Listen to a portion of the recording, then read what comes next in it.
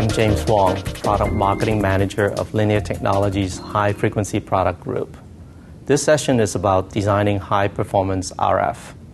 As the wireless networks migrate to fourth-generation broadband wireless and cellular technology, what enable their performance will be critically dependent on the RF components used. We have a new family of high dynamic range RF mixers designed specifically for down-converting receiver applications that are used in these 3G and 4G wireless base stations such as LTE, WCDMA, TD-SCDMA, WiMAX, and other cellular standards, as well as other radios that demand the absolute best receiver performance. In the next few minutes, I will take you through this new family of mixer performance capabilities. Then we will incorporate them into a complete receiver and illustrate how we can extract the best performance out of these mixers.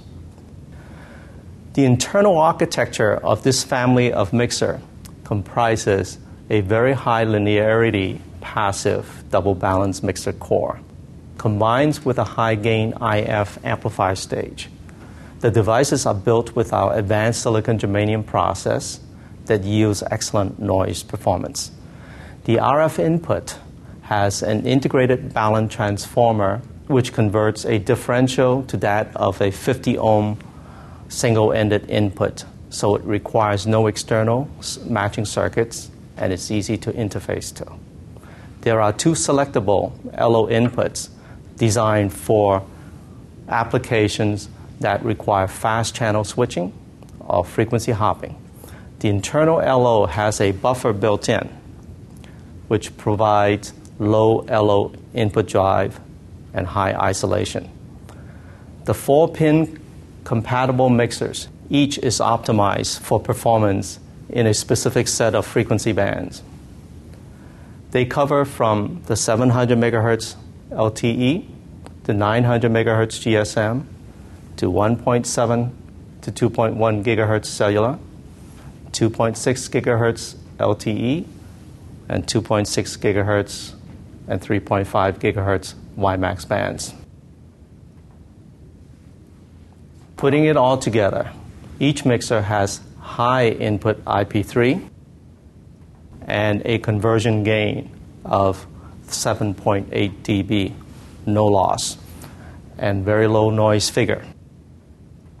Aside from the dynamic range performance, this family of mixer is capable of handling very high in-band interference signals, so-called blockers, while yielding best-in-class noise figure performance. This is some 3 dB better than the nearest competing device. The benefit is that it minimizes the desensitization of receiver front end, resulting in a much more robust receiver.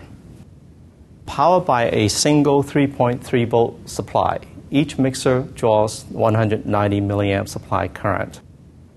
Its 650 milliwatt power consumption is some 33% lower than any other device in its class.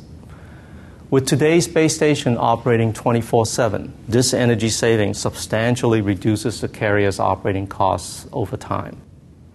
It is an excellent green alternative to other comparable solutions without trading off performance.